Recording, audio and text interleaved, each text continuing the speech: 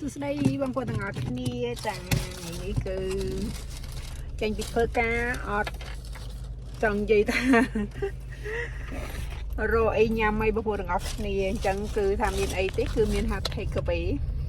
ចាមានស៊ុបមានហ្វឺចាហើយមួយទៀតហ្នឹងគឺមានខគោចានិយាយទៅទិញញ៉ាំចឹងទៅ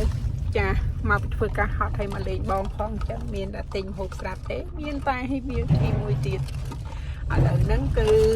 ក្រោយពេលសួរសុខទុក្ខបងស្រីហើយចាអញ្ចឹងធ្វើដំណើរទៅផ្ទះដើម្បីញ៉ាំហ្វឺទាំងពីរចានចាញ៉ាំហ្វឺ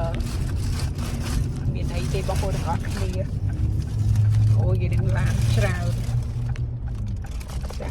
ច្រើនមែនទេម៉ោងគេចេញពីធ្វើការ